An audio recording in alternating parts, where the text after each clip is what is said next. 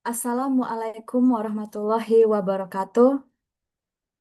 Waalaikumsalam warahmatullahi wabarakatuh. Selamat pagi dan salam sejahtera untuk kita semua. Shalom, Om Swastiastu, Namo Buddhaya, salam kebajikan. Yang terhormat Ketua Jurusan Teknik Grafika dan Penerbitan, Bapak Dr. Zulkarnain STMN, yang pada hari ini berhalangan hadir. Yang terhormat Ibu Sekretaris Jurusan Teknik Grafika, Ibu Rahmadita Dwi Pramesti MDS, yang saat ini juga berhalangan hadir. Yang kami hormati Direktur Indonesia Packaging Federation, Ibu Ariana Susanti.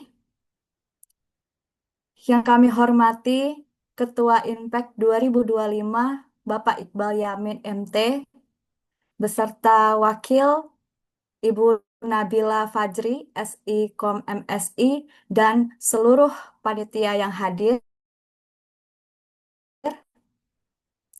Yang kami hormati Bapak, Ibu dosen, dan seluruh staf jurusan Teknik Grafika dan Penerbitan, serta seluruh peserta yang kami banggakan.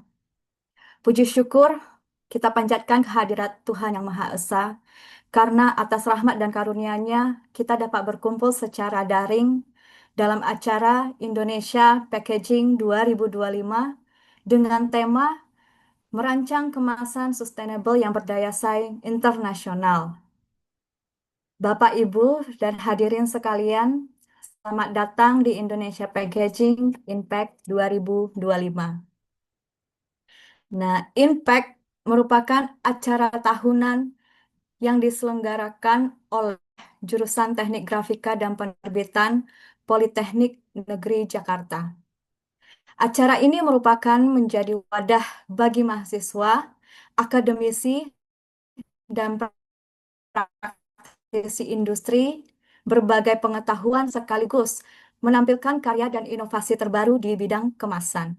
Melalui seminar, workshop, lomba, hingga pameran, Impact hadir untuk mendorong kreativitas, memperkuat jejaring, serta membuka wawasan tentang tren dan tantangan industri kemasan masa kini dan masa depan.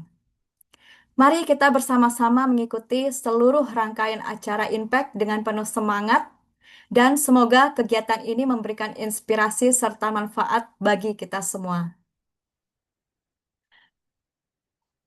Sebelum kita memasuki acara selanjutnya, izinkan saya menyampaikan berita duka telah berpulang ke rahmatullah ibunda tercinta dari Bapak Dr. Zulkarnain STMN selaku Ketua Jurusan Teknik Grafika dan Penerbitan PNJ. Marilah kita semua mendoakan semoga almarhumah mendapatkan tempat terbaik di sisi Tuhan Yang Maha Esa, diampuni segala dosa-dosanya, serta keluarga yang ditinggalkan diberikan kekuatan, ketabahan, dan kesabaran.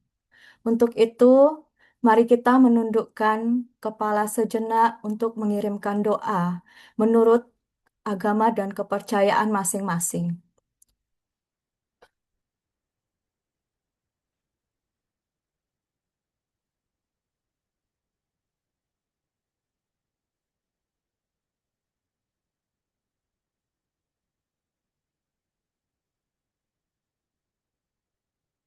Terima kasih.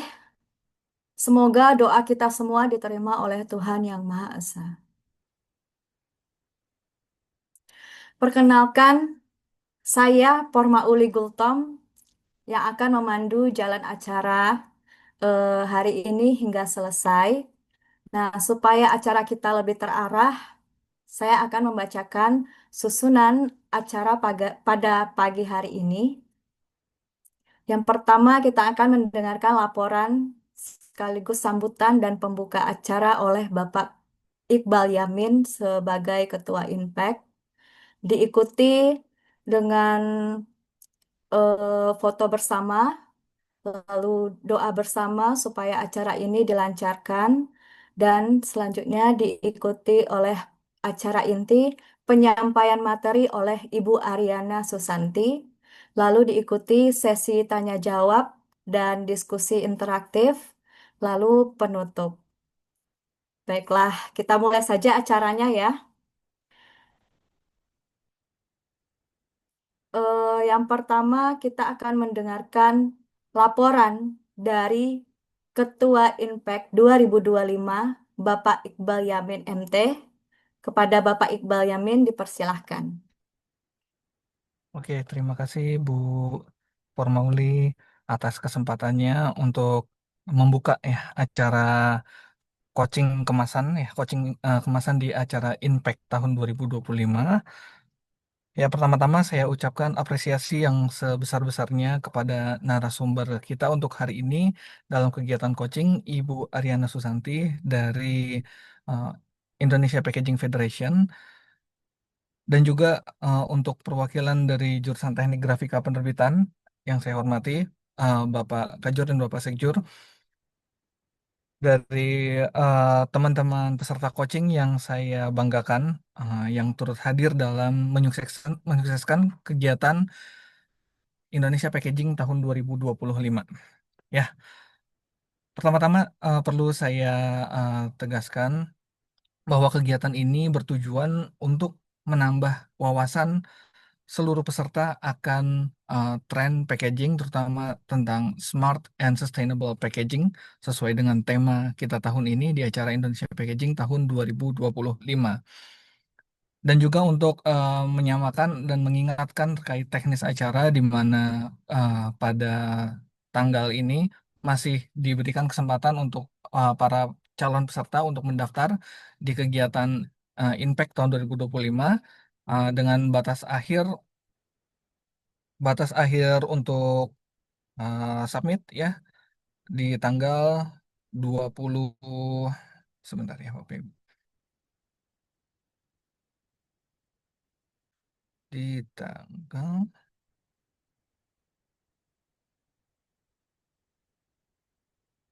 ya tanggal 22 ya atau di minggu depan 7 hari dari sekarang. Ya harapannya dengan adanya coaching impact saat ini semua peserta itu mempunyai persepsi yang sama akan uh, apa sih sebenarnya kegiatan impact kita di tahun ini, temanya apa aja ya, dan juga sebenarnya trennya tuh sekarang lagi ke arah mana sih, nanti akan diupdate dengan narasumber kita.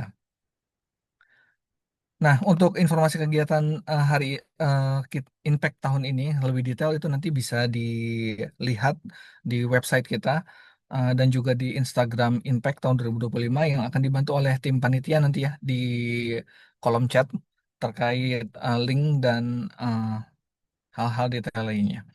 Nah, semoga acara ini bisa meningkatkan wawasan dari teman-teman dan juga penyamaan persepsi agar kegiatan Impact tahun 2025 ini sama eh, persepsinya dan juga hasilnya bisa maksimal dan berguna untuk seluruh calon peserta Impact tahun 2025.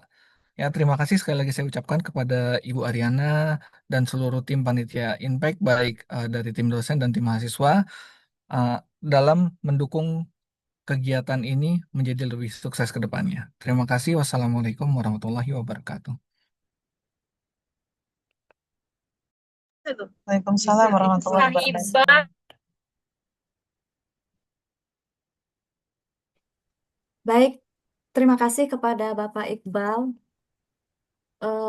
Selanjutnya, sebelum kita lanjut ke acara inti, mari kita abadikan momen dengan foto bersama. Saya mohon kepada semua peserta untuk menyalakan kamera.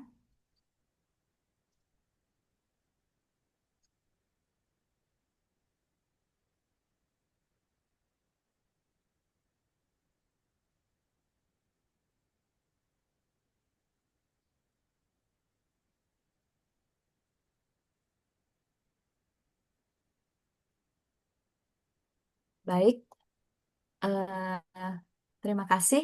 Untuk tim panitia, saya hitung sampai hitungan ketiga. Satu, dua, tiga.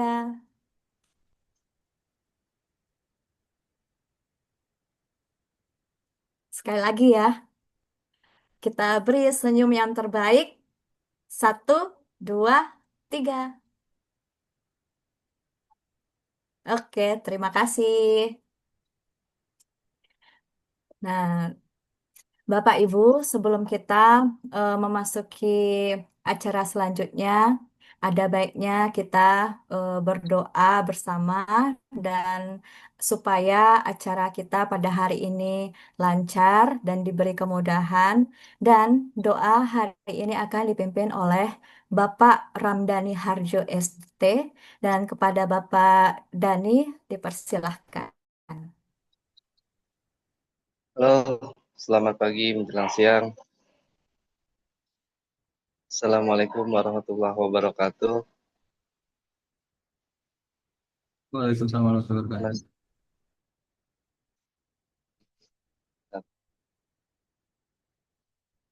ya, untuk yang beragama Islam adalah kita berdoa semoga acara ini selalu diberikan kemudahan Allah Subhanahu wa Ta'ala. Amin. Dan bersama-sama kita mulai berdoa. Ala haziniyah wa ala kulli niyatin salihah wa ila khadratin Nabi Mustafa Rasulillah sayyidillahum al-Fatihah. أعوذ بالله من الشيطان الرجيم بسم الله الرحمن الرحيم الحمد لله رب العالمين الرحمن الرحيم مالك يوم الدين إياك نعبد وإياك نستعين اهدنا الصراط المستقيم صراط الذين أنعمت عليهم غير المغضوب عليهم ولا الضالين استغفر الله العظيم واستغفر الله العظيم واستغفر الله العظيم أعوذ بالله من الشيطان الرجيم بسم الله الرحمن الرحيم الحمد لله رب العالمين حمدا يوافي نعمه ويكافئ مزيده يا ربنا لك الحمد كما ينبغي لجلال وجهك وعظيم سلطانك اللهم صل وسلم على سيدنا محمد وعلى ال سيدنا محمد صلاة تنجينا بها من جميع الأحوال والآفات وتقضي لنا بها من جميع الحاجات وتطهرنا بها من جميع السيئات وترفعنا بها عندك على الدرجات وتبلغنا بها أوصى الغايات من جميع الخيرات في الحياة وبعد الممات إنك سميع قريب مجيب دعوة يا قاضي الحاجات اللهم إنا نسألك سلامة في الدين وعافية في الجسد وزيادة في العلم وبركة في الرزق وتوبة قبل الموت ورحمة عند الموت ومغفرة بعد الموت اللهم هون علينا في سكرة الموت والنجاة من النار والعفو عند حساب برحمتك يا أرحم الراحمين ربنا ظلمنا أنفسنا وإن لم تغفر لنا وترحمنا لنكونن من الخاسرين ربنا آتنا في الدنيا حسنة وفي الآخرة حسنة وقنا عذاب النار والحمد لله رب العالمين الفاتحة أعوذ بالله من الشيطان الرجيم بسم الله الرحمن الرحيم الحمد لله رب العالمين الرحمن الرحيم مالك يوم الدين إياك نعبد وإياك نستعين اهدنا الصراط المستقيم صراط الذين أنعمت عليهم غير المغضوب عليهم ولا الضالين اللهم بحق الفاتحة وبشر الفاتحة وببركة الفاتحة وبكرامة الفاتحة وبمعجزة الفاتحة وبشفاعة الفاتحة يا فارج الهم يا كاسب الغم يا مالي عبده يغفر ويرحم أنت افتح لنا أبواب الخير وأنت تتفضل علينا بكل خير وأنت اجعلنا من أهل الخير سبحانك اللهم وتحيتهم فيها السلام وآخر دعواهم أن الحمد لله رب العالمين تقبل الله منا ومنكم Ya, demikianlah pembacaan doa. Semoga acara kita ke depannya dilancarkan oleh Allah. Terima kasih. Assalamualaikum warahmatullahi wabarakatuh. Waalaikumsalam. Terima kasih Pak Dani yang sudah pimpin doa kita hari ini. Baik, kini sudah tiba saat yang kita tunggu-tunggu. Nah, pastinya sudah pada tidak sabar ya. Apalagi materi yang akan kita dengarkan hari ini sangat bermanfaat. Nah, temanya merancang kemasan sustainable yang berdaya saing internasional. Nah, pembawa materi kita ini sosok luar biasa. Beliau merupakan Direktur Indonesia Packaging Federation yang dengan pengalaman luas di bidang kemasan. Nah, nanti Ibu Ariana Susanti kami mohon untuk berbagi wawasan, pengalaman, serta tips dan trik bagaimana kita merancang kemasan yang berkelanjutan sekaligus mampu berdaya saing internasional. Untuk itu, mari kita sambut dengan penuh semangat Ibu Ariana Susanti. Waktu dan layar kami persilahkan. Kita ngegerak sendiri ya, karena mereka udah naik mobil Bu Fitri.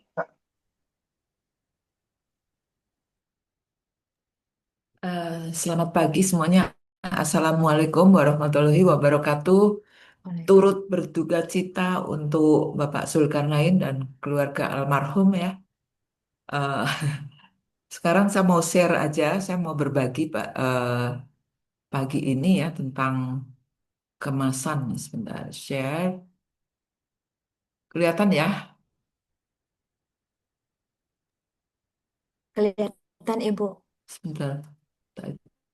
Nah ya, ya saya mau share tentang itu apa? Merancang desain kemasan yang sustainable dan berdaya saing global. Nah, tapi ini eh, CV saya memang beberapa menjadi juri di World Star dan di Asia Star ya. Kalau Asia Star saya udah serahkan ke Buriana mulai tahun kemarin. Kalau yang World Star saya masih tanganin sendiri. Memang banyak juga pengalaman. Jadi saya mau berbagi di sini dengan adik-adik sekalian ya bagaimana menjuri itu karena banyak sekali faktor sekarang packaging menjadi sangat kompleks ya. Jadi kalau kita kenal mengenai kemasan ya, itu sejak zaman purba itu udah dikenal ya, karena orang bawa, tapi jaraknya kan dekat tuh. Kalau zaman dulu transaksinya itu, jadi masih menggunakan kulit binatang, keranjang rumput, daun dan pokoknya seadanya lah ya. Jadi apa yang dipungut. Jadi karena transaksinya jaraknya pendek gitu. Nah sekarang di dunia modern ini kan jaraknya udah jauh ya. Jadi kalau Anda sekarang bisa nggak dibayangkan kalau produk-produk yang ada di pasar itu tanpa kemasan, itu yang akan terjadi apa coba? Ya, bisa dibayangkan nggak? Contohnya ini susu ya. Susu itu zaman dulu kan diperah langsung ya sama susu segar ya, diambil, diperah, kemudian dikemas dalam plastik atau botol gitu, kemudian dengan motor tuh dibagi-bagikan ke kompleks ya, salah satu kompleks ya, jaraknya dekat juga. Jadi nggak bisa umpamanya dari kota ke kota lain itu nggak bisa. Nah, karena apa? Makanya dibutuhkan kemasan yang bagaimana ya? Dipikirkan kemasan yang bisa memperpanjang masa simpan pangan itu sampai 3 bulan, 6 bulan dan sebagainya. Bahkan kayak susu cair. Nah, susu cair ini kan paling sensitif ya. Jadi dia itu kan dairy produk yang mudah basi gitu ya.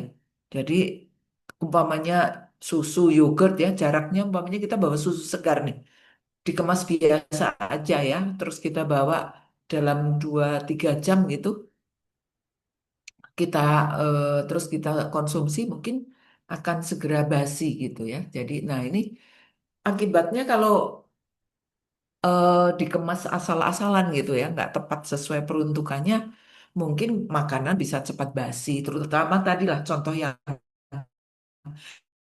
paling sederhana itu adalah susu tadi ya.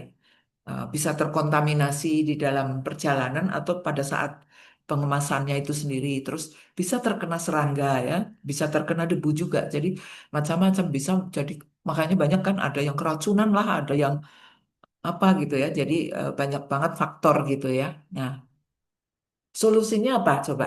Solusinya adalah menggunakan kemasan yang tepat sesuai dengan peruntukannya untuk sesuai dengan sifat produk yang akan dikemas. Misalnya aja ya kopi, kopi itu kan aromanya itu dia harus kedap udara, tahan udara sehingga dia lebih awet ya dibandingkan dengan dikemas biasa saja gitu. Aromanya akan cepat hilang, berubah istilahnya.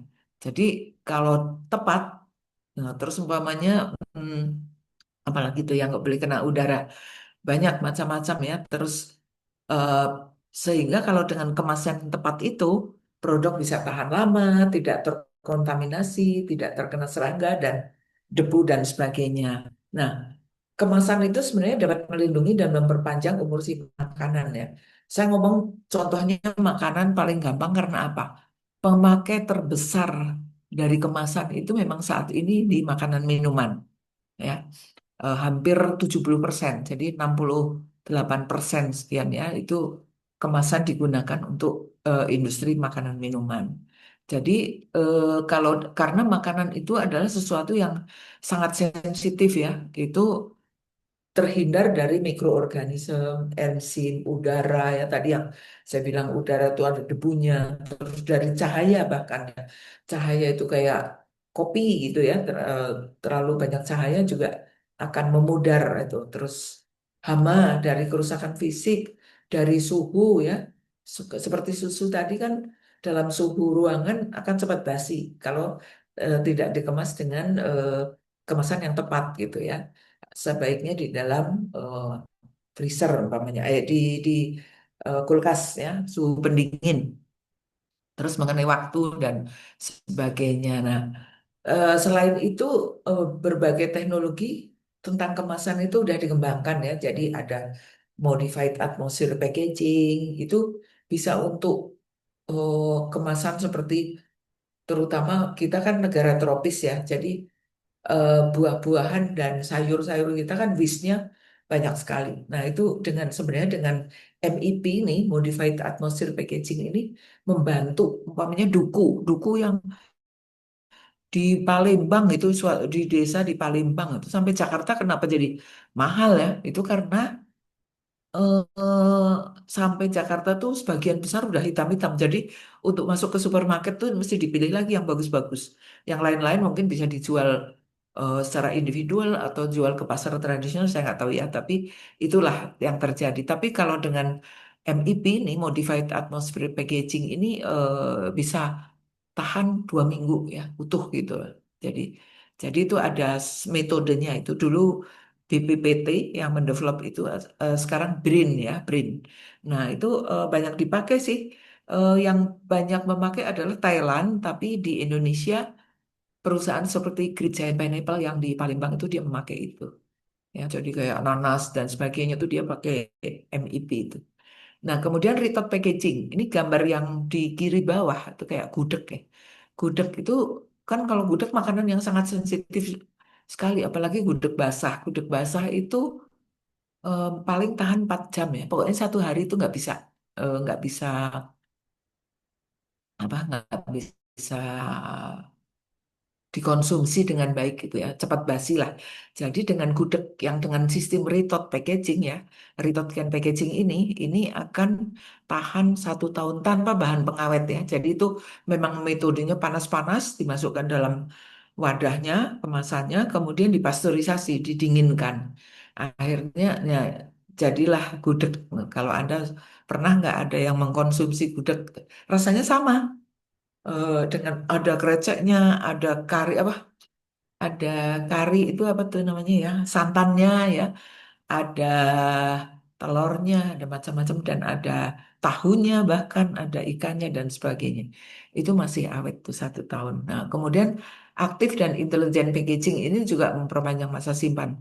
Dikenal dengan smart packaging gitu ya. Itu juga sebagian sudah menggunakan. Kemudian aseptic packaging itu digunakan karena terutama tadi kayak dairy product gitu ya, dia perlu aseptic packaging kayak susu-susu cair kayak apa susu ultra, Indomilk itu Greenfield gitu ya, dia perlu aseptic packaging.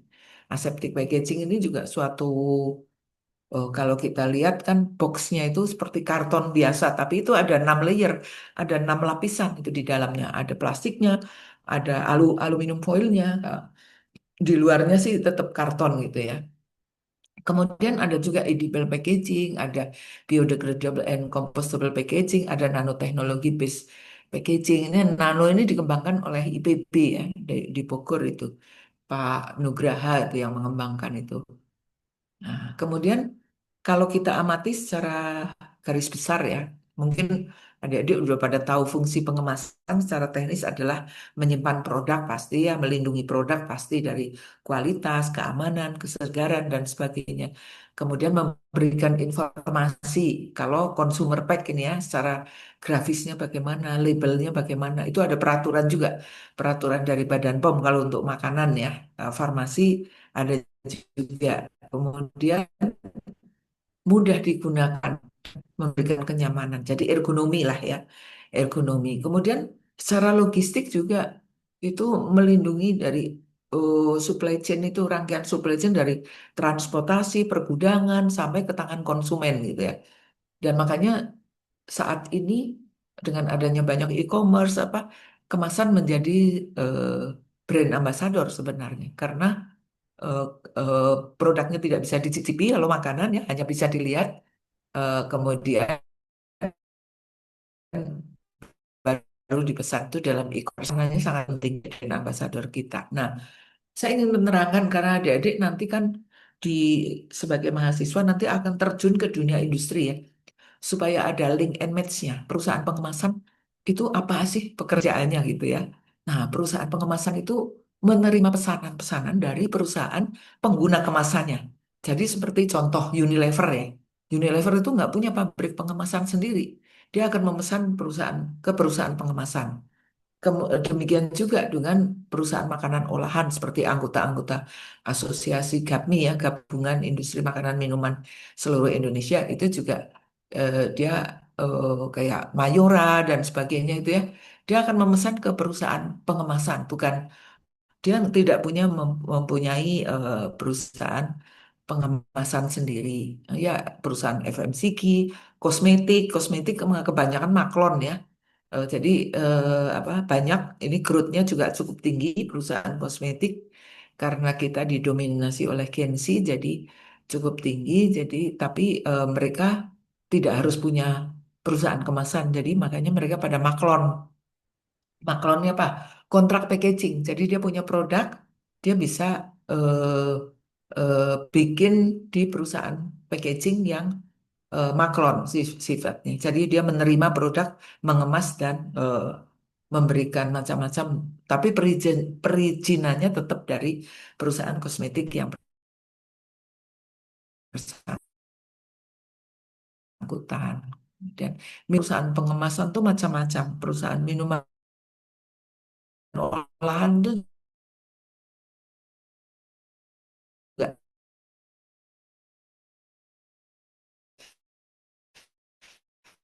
khusus gitu ya, kayak masih banyak lagi. Bahkan perusahaan kemasan kalau mau suplai kemasannya, dia membutuhkan kemasan juga gitu ya. Jadi memang kompleks sekali saat ini. Nah, bahan-bahan pengemasan seperti apa sih? Mungkin adik-adik udah pada tahu ya. Jadi dari bahan paper, karton, corrugated box, KKG, dan lain sebagainya. Kemudian ada plastik rigid ya. Jadi kayak botol-botol plastik itu rigid disebutnya. Karena kaku ya. Kemudian ada yang eh, fleksibel itu biasanya multi layer itu lapisan yang eh, kalau kita lihat sekilas ah itu plastik biasa ah itu kertas biasa tapi itu ada lapisannya macam jadi dinamakan fleksibel karena itu tipis sekali filmnya itu. Kemudian perusahaan kaca, gelas kaca itu ya ada. Kemudian kaleng, metal can ya, aluminium ya. Kalau kaleng metal itu lebih berat, jadi untuk sarden itu kaleng. Kalau untuk aluminium itu yang lebih enteng kayak Pocari Sweat, Coca-Cola dan sebagainya itu aluminium can ya.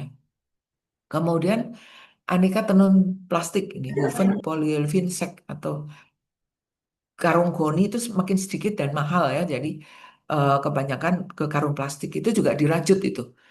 Bisa seperti tikar dan sebagainya itu bukan untuk aksesoris aja tapi untuk penguatan. Karena kebanyakan karung goni ini biasanya bentuknya seperti jumbo bag ya. Jadi untuk mengangkut di atas 50 kilo gitu, untuk mengangkut termasuk dangerous good dan sebagainya. Kemudian yang alami kayu itu ya sebagian masih tapi nggak banyak. Kemudian yang alami juga sebagian masih ada tapi nggak banyak lagi ya. Nah, jenis kemasan memang ada dua ya jenis ya. Consumer package dan transport package itu secara overall, secara global.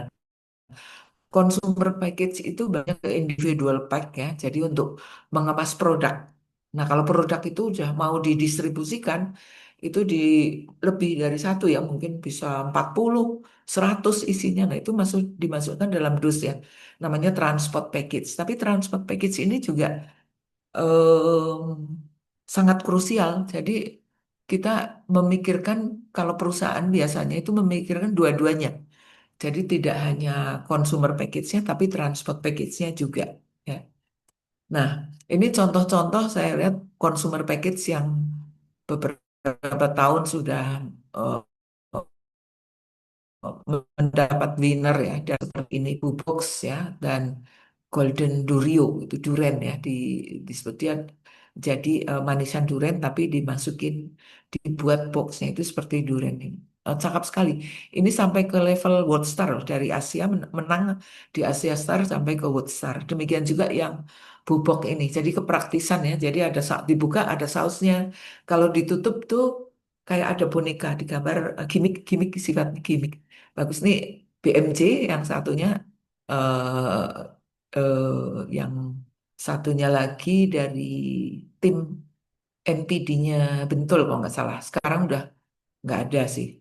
Nah, ya, transport pack juga ya, transport package seperti kulkas, bahkan motor. Tahun ini kita mengadakan awarding untuk industri ya, untuk sustainable tuh, untuk transport tuh motor yang dia itu, motor Kawasaki dikemas gitu.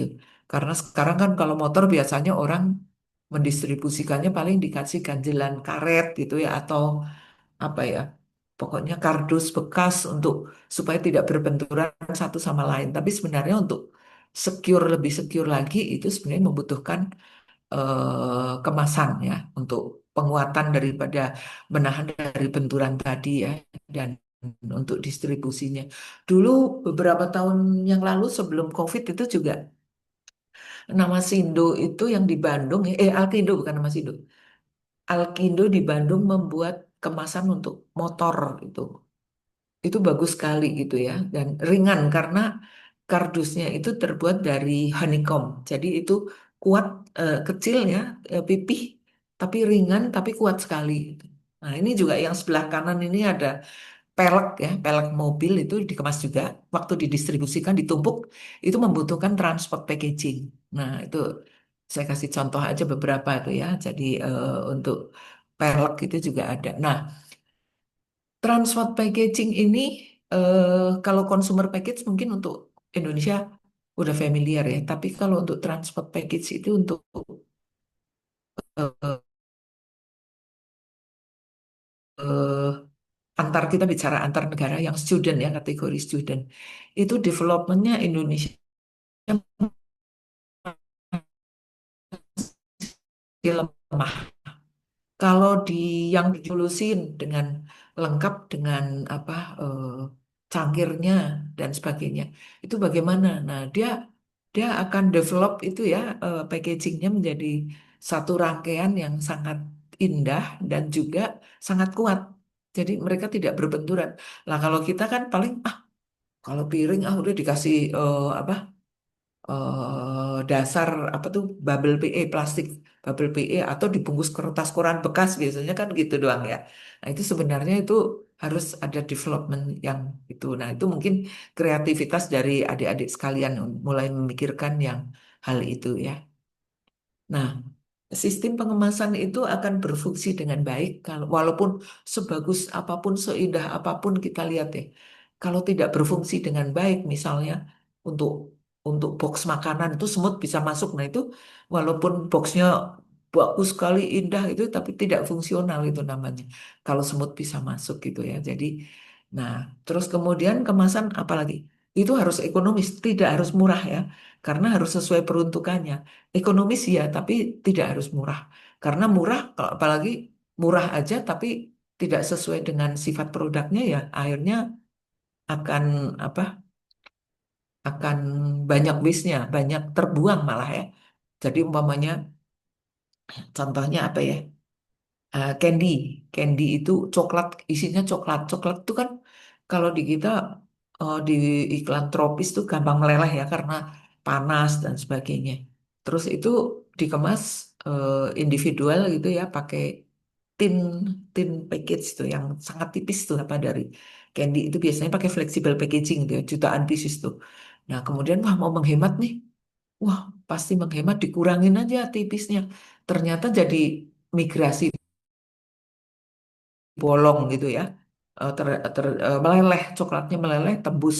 Akhirnya siapa? Yang rugi kita sendiri yang menciptakan mau menghemat karena murah, lebih murah, tapi akhirnya costnya jadi dua kali karena dia harus membuat kemasan lagi yang utuh untuk menjaga produknya itu sampai ke tangan konsumen. Nah, desain kemasan juga harus menyesuaikan dengan mesin kemasan yang ada. Nah, mesin ini macam-macam variannya ya. Ada kita mau cetak apa? Rotografur. Nah, itu DPI-nya berapa dot per inch-nya? Mau mencetak flexo atau mau mencetak digital ya atau mencetak lain lagi ya screen gitu. Itu lain lagi DPI-nya. Itu mesti benar-benar di develop dan ukurannya berapa gitu. Jangan sampai waste juga ya. Kita mendesain bagus tapi ternyata dalam satu area ternyata cuman jadi tiga. Kenapa nggak bisa empat atau enam gitu ya? Nah itu harus dihitung. Nah, tidak lupa juga harus ekologis ya. Ekologis itu maksudnya eco-friendly, ramah lingkungan, mudah didaur ulang dan sebagainya. Itu yang menjadi isu yang sangat kental saat ini. Nah, aspek mendesain kemasan seperti apa aja sih? Nah, kita sebenarnya developmentnya itu kalau Anda sudah bekerja nanti di brand owner atau di packaging manufaktur atau Anda sendiri sebagai independent apa desainer gitu ya. Anda mesti mikirin nggak cuma di grafis atau di surface desainnya aja. Biasanya kan di grafis itu kan orang-orang di kafe itu, wah dia memang jago banget di tapi sebenarnya kalau di surface-nya, di permukaan, istilahnya di dekorasi dari kemasannya itu sendiri. Tapi sebenarnya sebelum itu mendesain kemasan itu kita harus memikirkan itu konsumer saat ini seperti apa sih perilaku konsumen saat ini. Nah, itu kan perubahannya banyak nih. Setelah COVID dan sebagainya itu ada pergeseran yang sangat signifikan. Nah, itu harus dipelajari. Itu dalam riset. Jadi kita melakukan riset. Jangan kita beranggapan riset itu hanya dilakukan oleh industri besar. Salah. Itu industri kecil pun bahkan untuk startup itu harus melakukan riset. Kalau enggak dia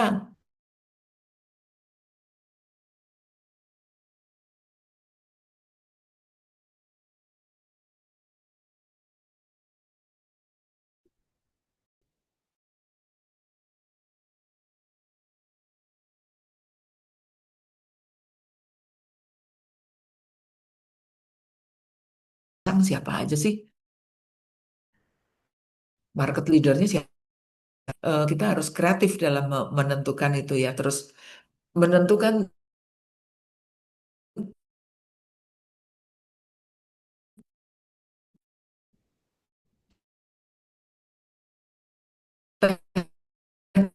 teknologi yang akan kita atau spesial gitu ya dari jadi kita harus punya diferensiasi seperti apa. Kemudian bahan yang akan kita gunakan bahan kemasan ya.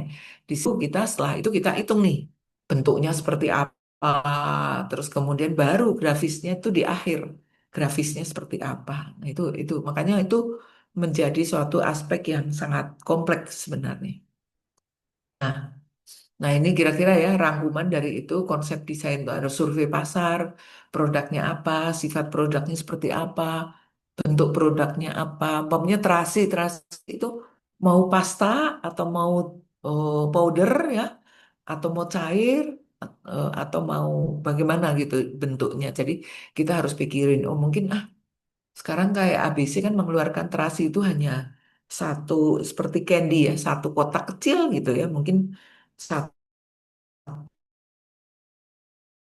1,5 senti kali ibu-ibu yang masak sekali dia tidak usah mengukur-ngukur udah menakar udah langsung masukin jadi gitu ya untuk satu kali masak. Kalau masaknya banyak ya tinggal ngambil dua gitu dan sebagainya gitu ya. Nah, kemudian teknologinya tadi udah disebut bahan kemasan, targetnya, segmentasinya, strateginya bagaimana supply chain-nya itu transportasinya kita harus pilihin the strategi brandingnya juga. Nah, kemasan dalam rantai ekonomi sirkular seperti apa sih? Ya, jadi memang menggunakan bahan baku yang inovatif, misalnya kemasan fleksibel yang multi layer tadi ya, dengan menggunakan sekarang banyak industri besar mendevelop monomaterial.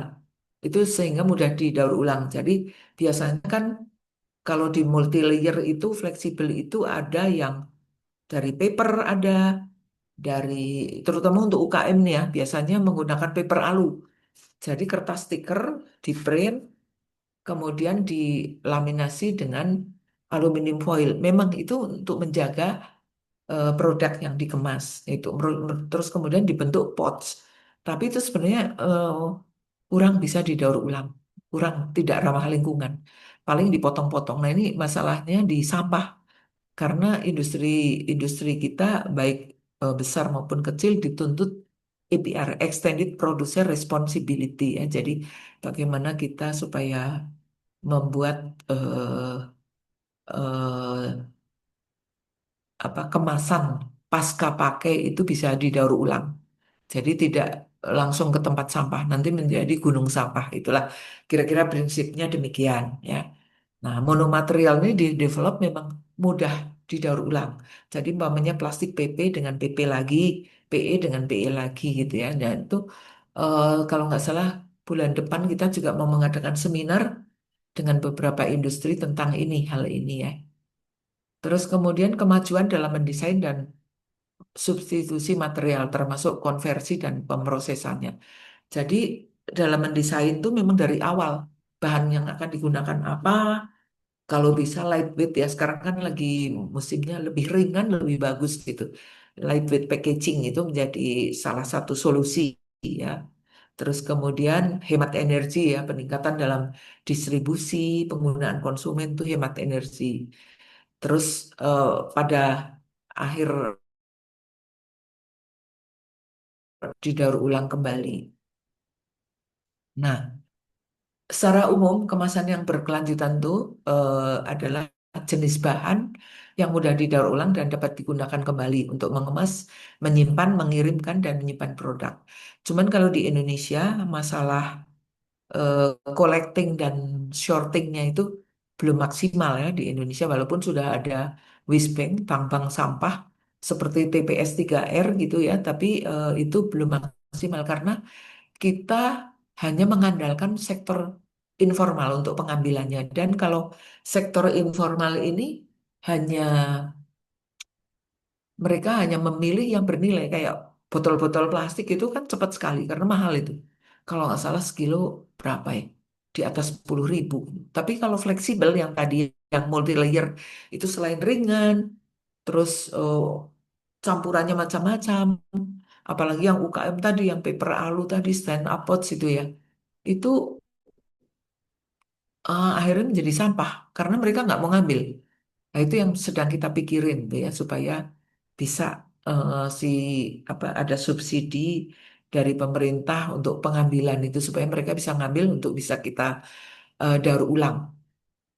Daur ulang itu juga macam-macam. Ada yang bisa packaging ke packaging lagi ya, umpamanya botol plastik menjadi botol plastik kembali. Tapi kalau nggak bisa downgrade itu ya, jadi lebih rendah bisa kalau yang sudah tercampur-campur warna-warni gitu, akhirnya jadi gagang sapu umpamanya, jadi tangkai sapu bisa dari apa macam-macam lah.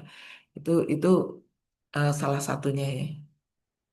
Nah, apa yang membuat kemasan menjadi berkelanjutan? Hmm. Yakni menggunakan sumber bahan baku yang berkelanjutan dan mudah didaur ulang. Jadi kalau industri, terutama yang ekspor, itu dituntut untuk PCR konten, jadi post consumer recycle kontennya berapa persen. Nah, kemudian pembuangan sampah kemasan yang menghasilkan emisi gas rumah kaca nol atau negatif. Ya setidaknya reduce ya. Kemudian kemasan yang dioptimalkan. Misalnya lebih ringan dan ringkas seperti tadi lightweight packaging. Kemudian efisiensi biaya dalam jangka panjang menjadi perhitungannya.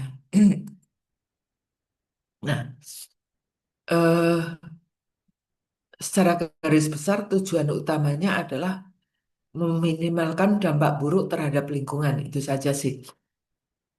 Ya, jadi yang dimaksud dengan sustainable packaging design adalah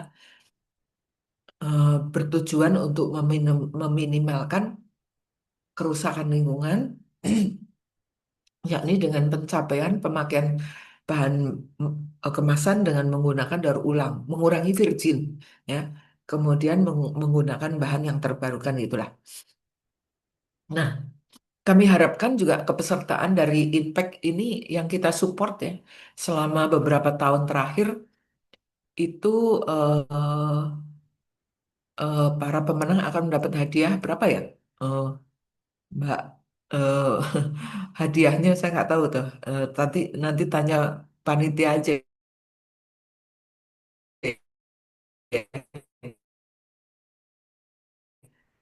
Hadiah beberapa rupiah mencoba berkreasi, berinovasi, menang atau kalah sebenarnya urusan belakangan. Tapi kita belajar bagaimana mendalami, oh yang menang seperti itu. Jadi kita mencoba lagi untuk mengcreate lagi gitu ya. Impact ini akan di-endorse oleh Pekinistar untuk ikut di Asia Star, level Asia Star dan World Star itu dibiayain oleh PNC ya, misalnya dari panitia itu ya. Nah ini saya sharing aja. Pemenang World Star Student itu tahun lalu ya, 2024 tahun lalu. Itu ada dari mana nih? Dari Sweden ya, dari Sweden University of apa itu tentang ya tentang kemasan. Itu lucu, kemasannya kayak kemasan lipstik tapi dibentuknya bibir kayak bibir lipstik di depannya gitu ya. Jadi unik, dia ada gimmicknya juga. Kemudian yang kedua dari South Africa nih ya, itu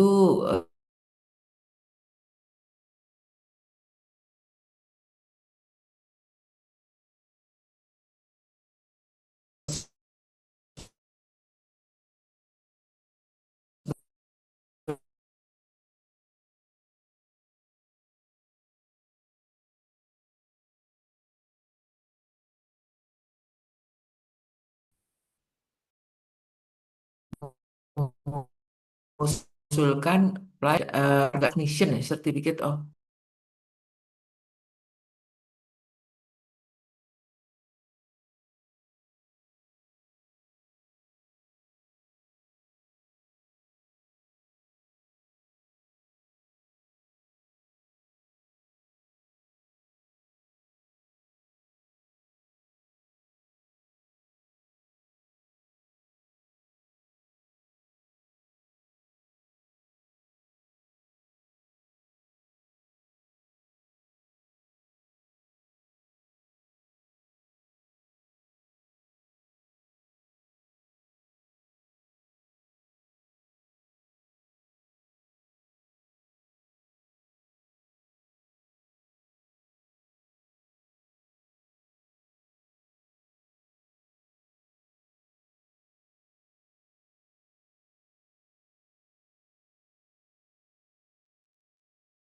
halo,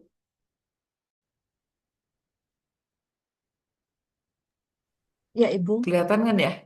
Sudah, Bu. Mm-mm. Tadi saya itu mati sebentar, maaf Iya, ya. benar. Mungkin Nggak internetnya apa-apa. nih di sini. Nggak apa-apa, Ibu. Ya, Silakan dilanjutkan kembali. nah itulah sampai itu.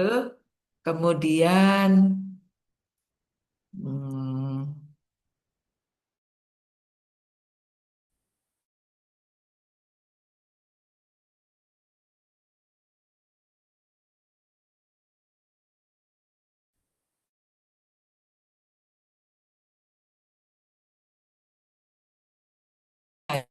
ya mungkin kita bahas dengan diskusi lebih lanjut ya.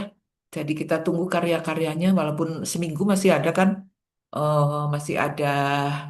masih ada, bisa lah itu. Mungkin kita lanjutkan dengan diskusi aja. Makasih. Baik, terima kasih Ibu Ya. atas paparan materi yang luar biasa. Jujur, kita jadi menambah ilmu dari Ibu, dan saya yakin teman-teman di sini juga merasakan hal yang sama. Eh, karena materi yang sudah Ibu berikan tadi sangat bermanfaat, banyak sekali Mm-mm. inovasi dan kemasan yang tentu saja unik, estetik, dan sustainable. Nah, selanjutnya Mm-mm. ini saat yang kita tunggu-tunggu. Kita juga ada sesi tanya jawab dan diskusi interaktif. Buat Ya. peserta yang ingin bertanya, silahkan gunakan fitur raise hand untuk menyampaikan pertanyaan secara langsung. Atau jika ada yang terkendala dengan mikrofon, bisa dituliskan pada kolom chat. Nah, nanti saya bacakan.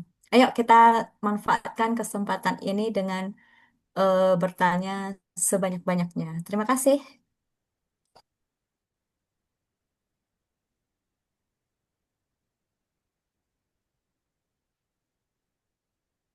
Untuk Ibu Rahmananda, boleh? Boleh. Oke, halo, selamat siang Ibu Ariana. Ya, siang. Ibu, saya dari Prodi Teknologi Cetak Rekayasa Cetak dan Grafis 3 Dimensi. Ibu, Ya, menarik sekali apa yang Ibu sampaikan. Namun ada pertanyaan Bu dari saya. Bagaimana Bu ketika kita membuat sebuah kemasan itu dikategorikan kemasan itu baik? Apakah kalau kemasan itu semakin banyak fitur atau justru dia semakin simple tapi fungsinya udah terimplementasi gitu Bu. Jadi bagaimana ya Bu ya kemasannya itu yang heeh. dikategorikan baiknya itu. Kita masih Kalau bingung tuh per, kalau menggrade. iya iya, Bu Rahma. Makasih Bu. Makasih Bu Rahma. Ya, makasih Bu Rahma. Sebenarnya mendesain kemasan itu yang simple ya, manfaatkan apa? Contohnya aja ya, sekilas itu saya kasih kayak umpamanya kaleng nih, kaleng. Kaleng itu kan beraneka warna itu ya, ada dari segi warna aja ya. Itu ada buah-buahan, ada macam-macam kaleng-kaleng minuman itu. Tapi Pocari Sweat dengan dua warna, putih dan biru, orang udah langsung kelihatan gitu loh. Jadi memang beda, tampil beda itu. Maksudnya kita membuat tampil dia kelihatan simpel. Orang tuh cuman sesimpel itu tuh gampang lah desainnya. Gampang setelah melalui proses itu developmentnya luar biasa itu, brainstormingnya gitu. Padahal cuman apa tuh apa tuh ya namanya semacam putih dan biru aja nuansa, tapi itu kuat sekali. Itu salah satu contoh. Terus memang tuntutan pasar desain tuh ya sekarang kan makin kompetitif ya, semakin makin kompetitif di dalam itu. Jadi membuat sesuatu yang simple, lightweight tadi, yang jangan overpack gitu ya, lebih simple tapi mengena gitu, ditata sedemikian rupa sehingga sesuai dengan peruntukannya gitu. Oh, oke baik Gitu. Bu. Mm-mm. Baik Bu. Terima kasih banyak Ibu. Ini kok ada suara-suara. Lagi di perjalanan Bu.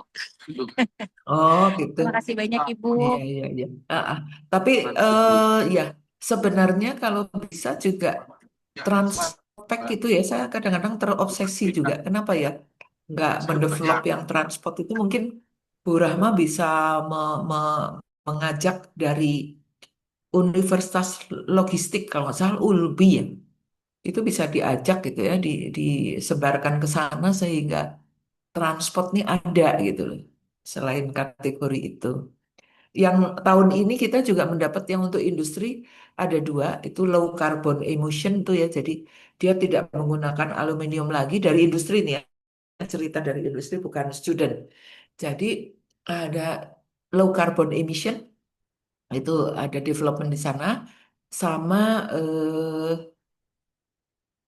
transport package itu motor. Motor itu dia bisa membuat ganjelan dengan perhitungan-perhitungan yang sangat detail gitu ya. Itu kalau di transport pack sih lebih banyak ke functionnya, Bu. Jadi beda dengan konsumer ya. Kriterianya untuk itu kalau di konsumer kan ada self appeal-nya gimana gitu, tampilan luarnya gimana. Jadi di sini grafisnya juga menentukan. Tapi kalau di transport package lebih banyak ke fungsinya. Jadi ke ganjalannya itu, ke apa? Kekokohan daripada eh, kemasannya itu untuk supaya bisa berfungsi dengan baik itu aja. Tapi kok ini waktu Oke, ini baik tinggal Bu. seminggu ya Bu ya? Itu Apa Bu? waktunya tinggal seminggu doang, mepet banget. Iya, benar Bu. Sibuk Benar, ya? cuman emang baru dapat idenya sih Bu, baru dapat idenya. Iya, Terima kasih iya. ya Ibu, Ya, ilmunya sama-sama Ibu. Bu. Ya, Baik, yang lain mana nih? terima kasih Ibu Rahmananda atas pertanyaannya. Untuk Bapak Ibu, teman-teman yang lain, boleh kita tunggu pertanyaannya. Mm-mm.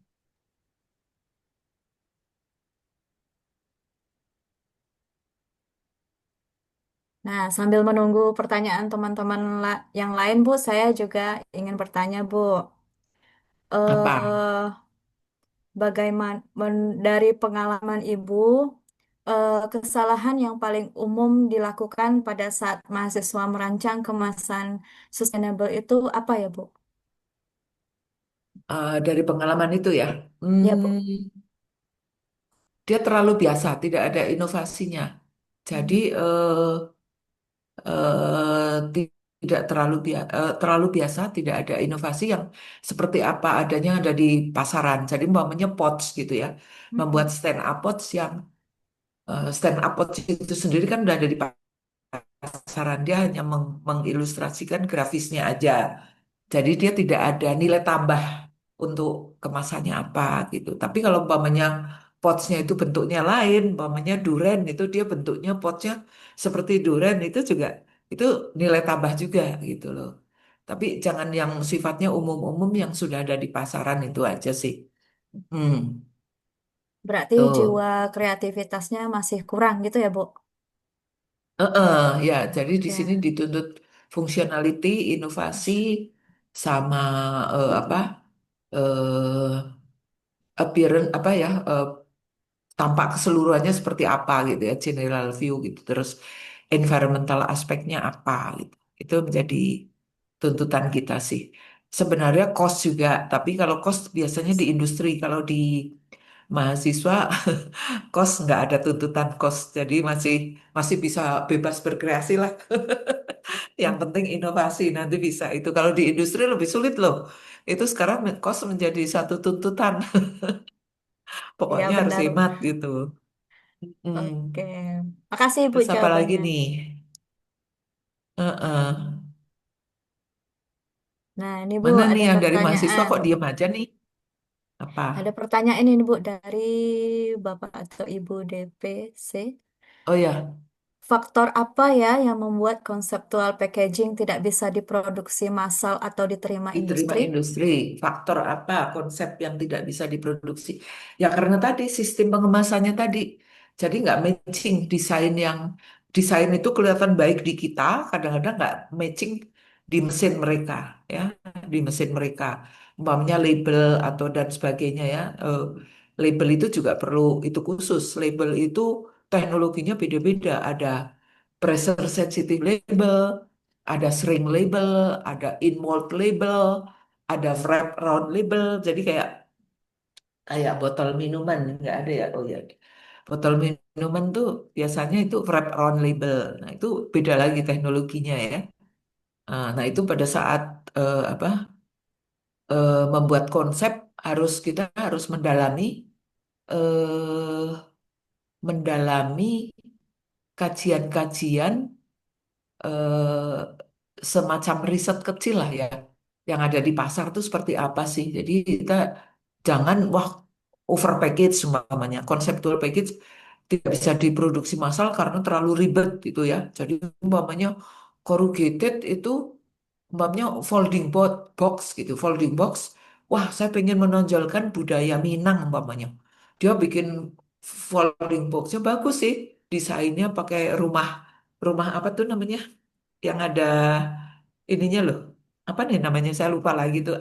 Beberapa kali ke sana tuh yang rumahnya khas banget itu ada lengkungan itu. Nah, dia bikin gitu, desainnya bagus tapi begitu di itu kosnya menjadi sangat mahal. Itu kan nggak bisa diproduksi dengan baik ya. Jadi nggak akan diterima gitu. Jadi mungkin ya ikon rumah gadang lah istilahnya itu rumah gadang. Rumah gadang itu oh jangan dalam bentuk itu mungkin di dalam boxnya itu di labelnya aja di bentuk rumah gadang, tapi boxnya tetap bentuknya yang simple gitu bisa juga itu. Mm-mm. Baik, Ibu, terima kasih atas jawabannya. Ah, ah. Udah Eh, mulai nih banyak yang nanya Selanjutnya juga nih. ada lagi. Selamat pagi, Ibu. Saya izin bertanya, apa dampak penggunaan plastik sekali pakai terhadap lingkungan dibandingkan dengan kemasan biodegradable? Hmm. Dari Bapak Mas, Virgo, iya, Vigo terima kasih nih Firmansyah. pertanyaannya bagus ya, Mas Virgo. Ah, kemasan sekali pakai itu masalahnya eh, sekarang itu kan multi layer banyak macamnya dan saya bilang tadi oh, oh, kita mengandalkan apa ya pengambilan ya collecting and sorting jadi pengambilan dan pemilahan itu biasanya mengandalkan sektor informal yang mereka merasa nggak ada nggak ada nilainya gitu. Waktu itu kalau nggak salah saya dapat info dari ADUPI ya, Asosiasi Daur Ulang Plastik Indonesia atau Asosiasi Indonesian Plastic Recycle gitu ya. Itu mereka mau terima tapi karena itu sudah kotor, dia mesti bersihin lagi dan sebagainya itu 1 kilonya cuma 1.200 kalau nggak salah. Dan untuk ngumpulin 1 kilo itu butuh wah banget. Nah, kalau plastik botol itu, wah 1 kilo dia udah bisa. Dia udah masukin 1 kilo sekian, 12.000 umpamanya. Jadi itu tinggal cuma 10%-nya atau bagaimana. Jadi nggak mau mereka ngambil. Nah, itu perlu diedukasi. Makanya dari eh, industri ya membentuk iPro, Indonesian Packaging Recovery Organization. Ini dibentuk oleh perusahaan-perusahaan besar ya. Mereka akan memberi subsidi ya dengan pemerintah juga eh untuk mengapa untuk mereka mau mengambil di sektor informal ini. Masalahnya sekarang ini. Nah, biodegradable ini juga sedang di-develop ya. Di-develop secara terus-menerus itu menjadi saat ini sudah sebagian ada ya biodegradable, tapi tidak bisa untuk belum bisa untuk kemasan yang langsung bersentuhan dengan makanan ya karena itu dari chemicalnya ya campuran itu tapi kalau untuk outer pack kemasan luarnya oke tapi untuk kemasan dalam belum belum belum ada gitu ya itu saja nah yang problemnya itu kemasan sekali pakai itu yang flexible packaging itu memang growth-nya tinggi ya karena ekonomis ya karena dia mass production-nya biasanya dicetak dengan rotografer atau flexo ya. Nah, itu mm, volumenya tinggi biasanya sekali. Oke, nah ada lagi yang digital. Sekarang kayak FlexiPack mengeluarkan digital, jadi mereka bisa order 1/1000. Nah, itu UKM itu tertolong sekali. Tapi kembali ke pengambilan itu, short collecting dan shorting itu yang belum memadai di Indonesia. Walaupun ada undang-undangnya pilah sampah dari rumah. Nah, itu di rumah saya coba memilah ya, jadi yang organik dan anorganik. Jadi sampah kering itu saya kumpulin ada plastik, ada paper, ada apa nanti biar dipilah di TPS 3R. Mereka suka tuh. Jadi itu seminggu sekali baru diambil. Kalau sampah organik mah tiap hari ya. Jadi itu saja. Nah, itu tapi di tetangga-tetangga saya belum semua tuh. Jadi masih nyampur tuh. Kalau nyampur gitu udah susah loh. Selain kotor ya, eh, apalagi kalau udah sampai TPA sana, wah udah nggak bisa deh di apa di daur ulang dengan baik gitu, akan downgrade banget gitu. Ini ada juga ya Baik, pertanyaan. Ibu, terima kasih jawabannya. Untuk tanggapan tadi, pertanyaan dari DPC itu ada dibilang panduan dasarnya bagaimana ya, Bu? Soalnya kami kan belum punya akses ke industri, jadi belum tahu batasannya sampai mana. Panduan tentang apa? Panduan dasar mengenai tadi, faktor apa yang membuat konsep packaging tidak bisa diproduksi massal atau diterima industri. Hmm, ya itu bisa dari bahannya, bisa dari ukurannya, bisa juga dari desainnya ya, desainnya. Jadi memang sebaiknya magang. Nah, saya Magang. kemarin terima banyak banget itu, waduh, sampai pusing itu memforward-forward ke beberapa industri.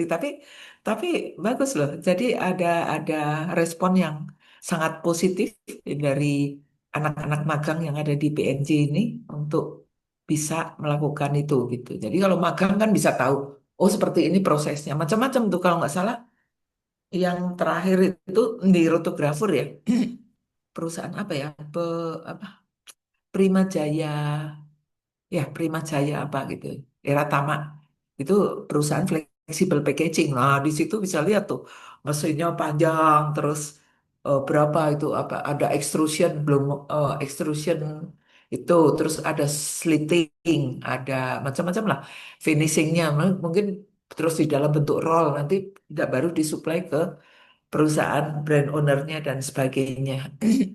Itu aja sih. Mm-mm. Baik, Ibu, terima kasih.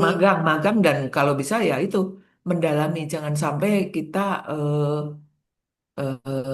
sama sekali nggak tahu ya, belajar lagi gitu. Magang itu sangat perlu sebenarnya. Cuman ada juga, sorry, ada juga dari industri gini. Aduh kalau magang cuma 6 bulan kita udah seneng bahwa dia tahu-tahu dia mesti ujian terus balik lagi gitu loh. Jadi terputus gitu. Ada juga dari peserta dari industri untuk mengatakan itu gitu. Baik, Terus Ibu. kayaknya Nah, ada ada lagi tuh. lagi. Contoh, Heeh. contoh teknologi atau material yang dianggap inovatif sekaligus ramah lingkungan yang bisa diaplikasikan dalam karya mahasiswa itu apa ya, Bu? Contoh yang aplikatif, dia menggunakan kemasan yang bahan kemasan yang mudah didaur ulang. Di sini kan ada paper, ada ada corrugated ya, kardus lah istilahnya paper corrugated. Tapi plastik pun bisa didaur ulang ya. Sebenarnya plastik itu tergantung. Jadi plastik apa? Eh, Cuman bentuknya aja, moldingnya seperti apa gitu. Apa plastik botol yang biasa aja atau yang mudah ergonomi itu seperti apa? Plastik itu kita dalam kehidupan sehari-hari tidak lepas dari plastik, termasuk mobile, HP pun plastik. Bahkan baju-baju yang kita kenakan itu plastik. Sebagian hasil dari daur ulang tuh kayak kaos itu ya. Ya, Itu PT benar. Langgeng itu membuat daur ulang dari plastik juga itu. Ya, itu. Terus kemudian apa lagi? Contoh itu ya, Iya, Bu, contohnya. contoh teknologi bahan yang dianggap inovatif ya. Ya itu sih banyak sih tergantung dari produknya ya. Kalau untuk produk apa? Kalau untuk produk-produk kayak non makanan itu seperti anti counterfeit ya. Jadi untuk pemalsuan, menghindari pemalsuan. Misalnya nih saya cerita secara luas ya. Baru-baru ini perusahaan Dynapack Asia itu perusahaan pembuat botol plastik yang terbesar di Asia Tenggara. Tapi dia asalnya Indonesia. Itu dia punya 28 pabrik di Asia Tenggara. Di sini kalau nggak salah, di Thailand dia punya 2. Di Vietnam dia punya 4. Di mana lagi ya, di Filipina dia punya berapa gitu. Di Indonesia ada 16 atau 12 itulah ya. Nah, dia mendevelop itu. Salah satunya dia banyak untuk mendevelop galon apa tutupnya galon aqua tahu kan? Nah, itu dulu kan hanya tutupnya biru aja satu. Nah, sekarang dia ada biru putih itu untuk menghindari pemalsuan. Nah, itu teknologinya sangat itu loh, mesinnya yang dipakai itu miliaran juga untuk membuat tutupnya saja itu. Untuk orang kan sulit tuh membukanya. Nah, itu satu. Yang kedua, dia mendevelop juga oli. Botol-botol oli kan ada tuh. Oli di sini kan mudah sangat dioplos tuh, gampang dioplos. Tutupnya tinggal beli yang ada di Jembatan 5 atau di mana tutupnya tutup lagi. Jadi orang memalsukan itu ya oplosan, isinya oplosan padahal seperti itu. Nah, bagaimana? Itu ada teknologi anti counterfeit namanya. Jadi untuk menghindari pemalsuan, jadi itu tutupnya itu begitu dibuka rusak, nggak bisa dipakai lagi.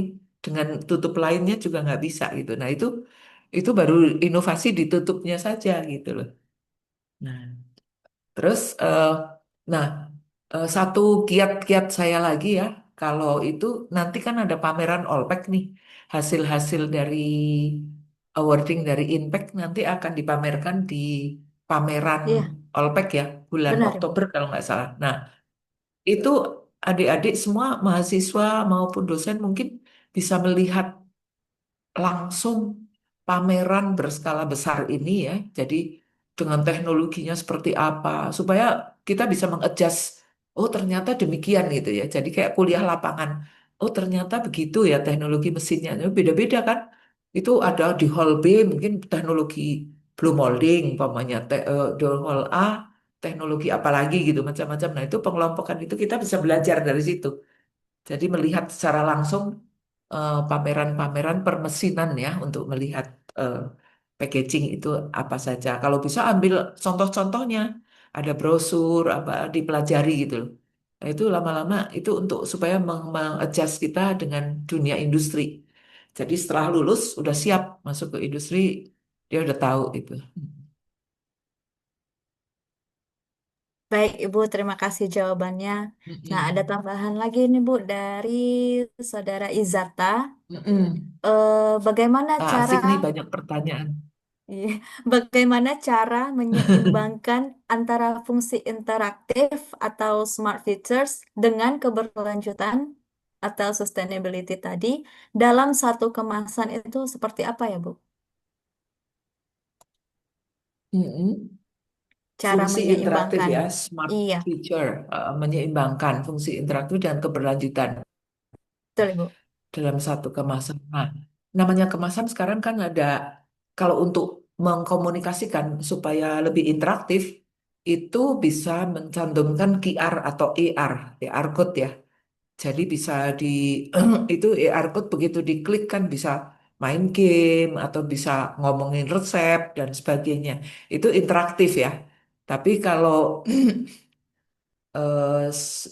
apa sustainable dalam satu kemasan namanya sustainable ya kemasan yang berkelanjutan yang mudah didaur ulang tadi sebenarnya itu eh sebenarnya untuk CSR dari industri-industri juga ya jadi untuk tampilan bahwa ini sustainable seperti apa dia ada hitungannya oh ini low carbon jadi di dalam prosesnya low carbon emission dalam proses membuat kemasannya itu bisa menjadi sustainable terus oh ini apa ya paper itu di coating saja, tidak dilaminasi supaya memudahkan daur ulang. Jadi sekarang kan ada model coating. Coatingnya itu seperti apa? Coatingnya juga pakai bahan yang ramah lingkungan. Jadi yang bisa menyatu pada saat didaur ulang dia hilang gitu. Label pun demikian. Kayak Avery Dennison membuat label yang bisa apa larut labelnya itu. Ini internet saya stabil kok dibilang internet apa, unstable ya. Suara saya tapi nggak putus-putus ya Mbak ya? Aman, Ibu, aman. Aman. Tidak, Oh Ibu, Ya, makasih. sangat jelas. Ya. Mm-mm. Terus apa lagi? baik. Ada pertanyaan lagi dari Abdillah Nur Fatah. Saat Mm-mm. ini Abdillah melihat banyak kemasan dari industri itu sudah sustainable dari segi material kemasan. Tapi masih terdapat material plastik pada kemasan, contohnya sedotan kertas pada beverage, tapi masih terdapat lapisan polimer atau sedotan tersebut masih dikemas dengan Hmm. polimer. Nah, bagaimana pendapat Ya. Ibu tentang hal tersebut? Terima kasih. Nah, namanya kertas, apalagi untuk makanan, apalagi itu makanan cair atau minuman ya, cair itu kertas itu adalah banyak pori-porinya. Dia akan menyerap. Jadi dia tidak bisa berdiri sendiri. Dia membutuhkan coating ataupun lapisan lain ya. Jadi semacam kayak kotak-kotak makanan itu kayak siap saji itu biasanya dari virgin paper ya, yang virgin paper dilaminasi dengan PE. Jadi ada lapisan PE yang sangat tipis ya. Itu untuk menahan serapan itu. Jadi umpamanya bakmi goreng yang berminyak itu ya, itu dimasukkan ke dalam kan supaya nggak menyerap itu perlu ada plastiknya. Jadi itu memang untuk menahan, untuk menjaga produknya, untuk food safety-nya, bukan bukan ini. Jadi memang namanya plastik tidak bisa dimusuhin.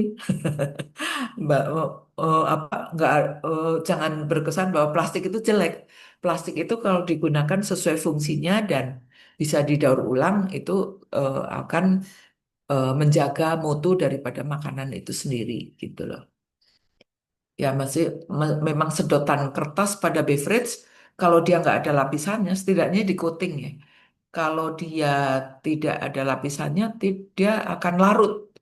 Jadi nggak bisa kaku gitu, loh, nggak bisa rigid gitu masalahnya di situ ya.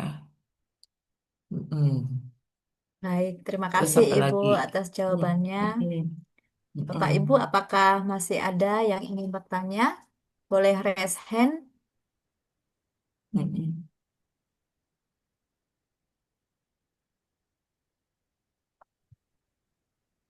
Ya mana nih yang Baik, bertanya? dari Ibu Nabila Fajrina. Selamat Ah, siang Ibu, izin bertanya, dari pengalaman Ibu Ariana, teknologi smart apa yang cukup sederhana untuk diwujudkan di level prototipe mahasiswa? Misalnya QR code, AR, NFC, sensor warna atau suhu, atau teknologi sederhana lainnya. Namun juga kalau punya potensi besar untuk mm, dikembangkan lebih lanjut oleh industri. iya. Teknologi itu memang ada ya, aktif dan intelligent packaging atau yang disebut smart packaging itu macam-macam ya. Jadi itu ada bentuk chip. Jadi umpamanya, oh aku mau jualan daging, daging gitu ya dalam itu. Nah, dia dikasih sensor motorik gitu ya. Jadi kalau itu sensornya sudah warnanya berubah, berarti dagingnya sudah tidak bisa sudah expired gitulah istilahnya ya. eh nah itu saja sih untuk membuat sensor. Nah, smart apa yang dalam level prototype? Macam-macam sih prototype itu ya. Jadi eh itu sebenarnya development kayak di Thailand ya. Di Thailand tuh kayak Kasetsat University itu divisi agro itu dia punya lab. Jadi dia punya apa ya development pengembangan itu sehingga dia bisa membuat mock up, bisa membuat apa idenya itu bisa oh ini loh ini seperti ini penemuan saya hasil riset gitu ya. Nah kalau di sini kayaknya yang ada itu di AK Bogor kalau nggak salah ya. AK Bogor itu ada, tapi saya eh, nggak tahu sejauh mana. Karena saya waktu itu eh, juga pernah dipanggil untuk membuat kurikulum kemasan, tapi sejauh ini belum belum ada sih tanda-tanda itu. Itu biasanya harus ya ada lab sih untuk itu bekerja sama dengan lab juga bisa untuk mendevelop itu di level prototype itu. Kalau QR itu bisa apa aja, bisa cerita tentang QR itu diklik kita bisa ke website kita, websitenya cerita ya bisa di itu atau AR itu bisa di develop tuh dia bisa interaktif ya. Dia bisa dengan lagunya, dengan videonya, umpamanya jualan santan instan gitu. Kayak di Malaysia itu begitu diklik ER-nya dia keluar resepnya. Resep untuk santan tuh apa aja sih, untuk cake apa, untuk masakan apa gitu. Ada musiknya juga. Jadi kayak komplit gitu loh. Dengan klik ER-nya bisa langsung interaktif gitu. Nah, di sini saya lihat belum ada. Kalau di Indonesia kan maunya murah aja. Orang beli maunya murah itu. Wah. Nah, itu kan sedikit lebih mahal. Dengan peningkatan itu pasti sedikit lah lebih mahal. Tapi nah itu karena mindset orang Indonesia maunya murah. Makanya kadang-kadang UKM kita itu ya mahal packagingnya. Padahal produk dia cukup premium dan apa kalau dikemas sedikit lagi itu akan mendongkrak nilai jual dia. Tapi kadang-kadang karena berpikirnya murah aja ya akhirnya stuck sampai di situ. Nah, itu perlu ada edukasi juga gitu. Hmm. Nah, itu biasanya di UKM sih. UKM yang mau naik kelas itu perlu ada terobosan-terobosan itu. Nah, ada satu lagi ya. Menurut saya kan dari PNJ itu sudah banyak juga ya yang mendapat winner dari udah berapa ya Mbak ya? Dari beberapa tahun terakhir ini 3 atau 4 tahun ini tahun keempat ya kalau nggak salah atau kelima. Nah, Tahun keempat, Bu. empat ya. Nah, Ya. tahun keempat itu kan sebenarnya hasil-hasil karya itu bisa juga diberikan ke industri, ke apa? Istilahnya dijual lah. Nih, saya sudah punya portfolio seperti ini. Bisa nggak gitu lah. Tuh ada beberapa. Jadi jangan hanya sampai sebatas desain yang bagus saja, tapi setidaknya ada plus point, wah karya terpakai. Karena pengalaman saya dulu dengan anak dari Jawa Timur, UNM kalau nggak salah, Universitas Negeri Malang ya, dari Jawa Timur. Dia itu berkali-kali memenangkan award ini. Dan waktu saya tanya, wah kamu sudah terpakai nggak? Dia kebetulan di desainer independen. Jadi, tapi sekarang bekerja di perusahaan Jepang yang ada di Jakarta sih. Nah, dia desainer ya. Jadi dia mendevelop desain-desain. Nah, sekarang dipakai oleh UKM yang ekspor jahe instan kalau nggak salah waktu itu. Desainnya bagus. Jadi desain dia terpakai gitu loh. Walaupun waktu itu saya lihat memang overpack, tapi sama dia diminimalis lagi ya, mungkin permintaan dari industrinya untuk bisa ini. Tapi waktu itu memang desain-desainnya overpack gitu. Jadi kalau di print memang wah boros gitu. Tapi dia bisa merevisi desainnya itu menjadi bisa terpakai. Nggak apa-apa, tapi kan berarti dia punya plus point gitu, plus point untuk terpakai itu. Nah, itu harapan kita juga desain-desain yang ada itu bisa terpakai oleh diaplikasikan oleh industri ya, industri menengah maupun kecil gitu ya. Kayak di Jawa Timur itu waktu itu membuat juga lomba kemasan. Sekarang sih UPT Mamin ya, unit produksi teknologi atau ya UPT Mamin, makanan minuman yang di Trosobo itu. Nah, dia juga terpakai itu. Jadi mereka membuat memang eh, produknya untuk menaikkan citra UKM Rengginang sama madu. Nah, itu dua itu diarahkan oleh mereka kemudian terpakai di UPT Mamin, ada dipakai untuk UKM lah itu ceritanya. Nah, itu kalau bisa ada juga, kalau nggak salah 2 tahun yang lalu juga ada ya dari UKM yang terpakai itu desainnya yang lulus itu, yang menang itu dari PNJ itu, yang botol minuman itu loh. Saya lupa namanya. Iya, oke. Baik, Ibu, terima kasih jawabannya. Bapak Ibu, apakah ada lagi yang ingin bertanya?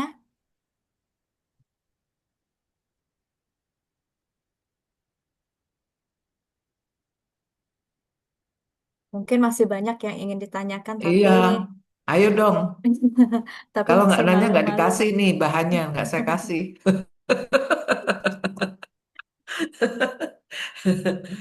Hmm. Iya. Ada lagi Bapak, Ibu, teman-teman?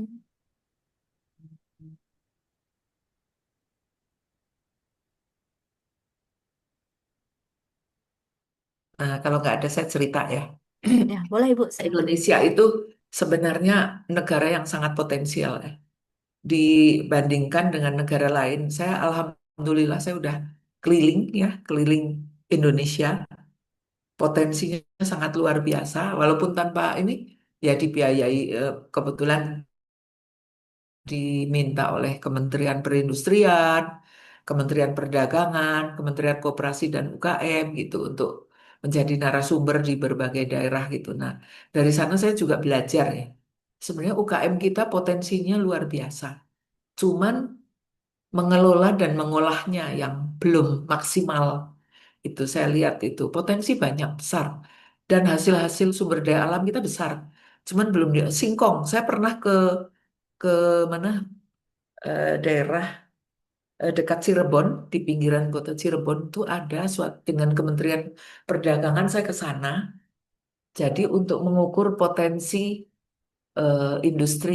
Jadi ini bukan UKM ya, industri menengah besar yang bisa ekspor gitu. Ternyata ada perusahaan Korea, multinasional Korea di situ di itu.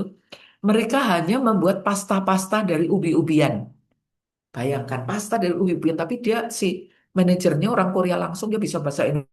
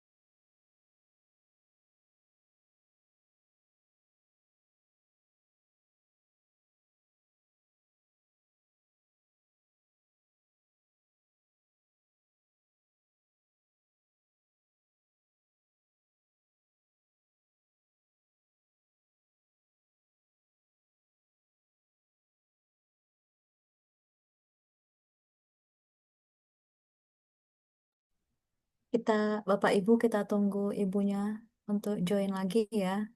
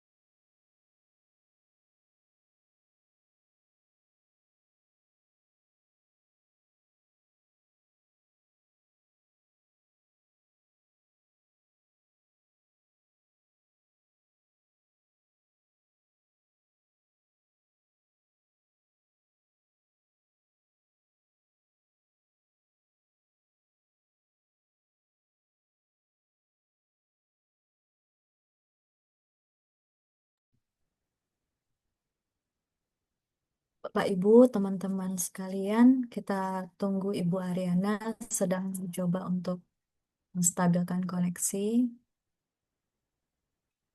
Kita tunggu sebentar ya.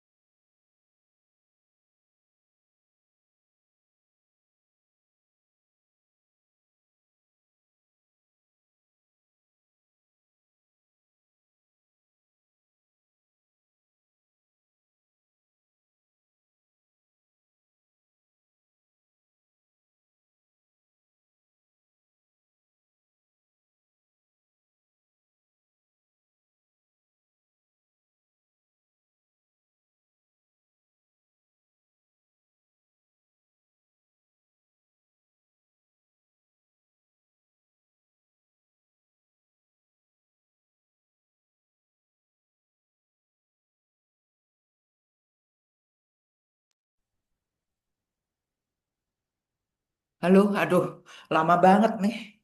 Iya Ibu, nggak apa-apa. Selamat bergabung kembali Ibu. Aduh, sorry internetnya. Soalnya kan di atas kita lagi prepare conference ya, internetnya mati. Ya. Terus kan kita lagi mau mengadakan konferensi di Jogja. Judulnya International Conference, judulnya Packaging in the Circular Economy, Best for Sustainable Business gitu. Nanti awarding untuk industri ada juga di situ.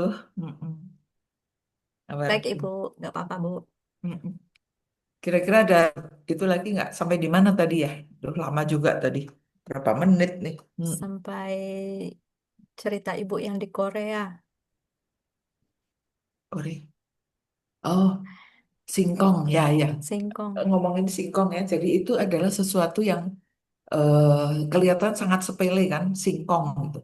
Tapi saya lihat di Medan tuh ada satu perusahaan UKM ya, kecil gitu, skala kecil. Tapi dia bisa membuat singkongnya itu sangat keripik ya, dalam bentuk keripik itu sangat renyah sekali. Dan itu 100% diekspor ke sana. Nah itu kan suatu potensi. Terus satu lagi ya, waktu Food Startup Indonesia, saya waktu itu mengkurasi produk dari anak startup itu mengenai tepung mokaf ya dari singkong juga tepung mokaf itu ya. Jadi di sana eh, namanya Bu Anita atau apa ya ladang lima tahu kan? Kalau Anda ke Aeon atau kemana itu di healthy food tuh dia membuat cookies-cookies dari ladang lima itu cookies-cookies dari cassava tadi dari tepung singkong itu healthy food itu. Saya juga sering berlangganan enak sekalian promosi. Jadi terus dia mengekspor tepung mokaf ya. Jadi tepung-tepung mokaf itu diekspor. Selain itu dia membuat apa ya? Banyak kok. Saya kira online gitu ya kalau online di IG atau ya apa ketik ladang lima langsung keluar deh produk-produknya. Itu salah satu startup yang berhasil dan saya yakin banyak kalau kita sanggup menggali potensi-potensi yang ada di Indonesia ini itu akan menjadi luar biasa. Hmm, gitu. Mm-mm. Ayo, Baik, makanya Ibu. sekarang berdevelop produk dan kemasannya sekaligus. Siap, Ibu. Baik, Ibu. Ah, eh Terima kasih buat paparannya, buat ceritanya. Sungguh sangat luar biasa, Ibu ya. ya Nah, berbagi pengalaman. Mm-mm. ya. Jadi Bapak Ibu serta semuanya di sini, saya kita dapat mengambil kesimpulan bahwa Ah, eh, Ibu Ariana Susanti juga menekankan bahwa kemasan berkelanjutan itu bukan hanya sekedar tren, tapi juga kebutuhan untuk meningkatkan daya saing produk di pasar internasional. Nah, desain kemasan itu harus efisien, ramah lingkungan, dan memperhatikan siklus hidup produk. Nah, inovasi material serta kreativitas desain itu adalah salah satu kunci sekaligus membuka peluang besar bagi industri lokal agar lebih diminati konsumen global yang semakin peduli pada keberlanjutan. ya. Nah, sekarang saya ingin tanya target dari PNJ berapa peserta tahun ini? Kepesertaan Impact. Untuk targetnya secara angka Mm-mm. mungkin tidak dipatok secara angka, Bu, tapi kita membuka seluas-luasnya, sebanyak-banyaknya. Ya, mudah-mudahan banyaklah yang ikut masalah menang atau kalah itu belakangan. Yang Benar, penting, Bu. yang penting kita ada improvement, berkarya sehingga kita bisa melihat karya-karya lain dan lain dan sebagainya ya. Itu untuk melatih terjun ke industri juga ke masyarakat. Mm-mm. Benar, Ibu, setuju.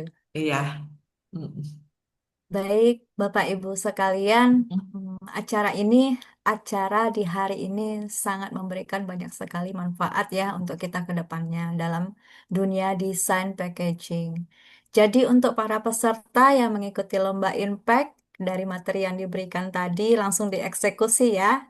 Karena puncak acara nanti berada tanggal 22 Oktober, yaitu acara awarding. Jadi pastinya harus tetap semangat dan memberikan hasil yang terbaik. Nah, sayang sekali tibalah kita di ujung acara. Sekali lagi saya ingin mengucapkan terima kasih kepada Ibu Ariana atas waktu dan ilmu yang sudah diberikan kepada kita semua.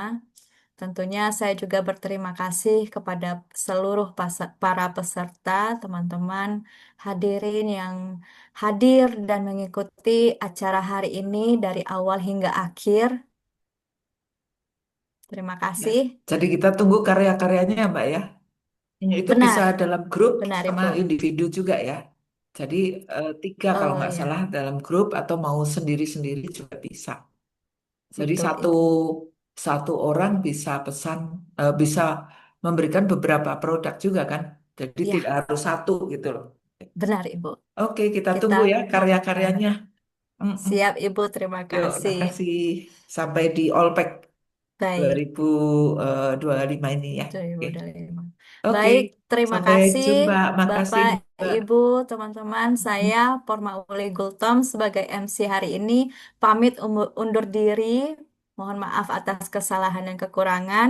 Sampai jumpa di acara puncak nanti. Tetap semangat dan salam kreatif untuk kita semua. Oke, Wassalamualaikum warahmatullahi wabarakatuh. makasih. Sukses ya. Amin, terima kasih Ibu. Sukses buat PNJ. Eh.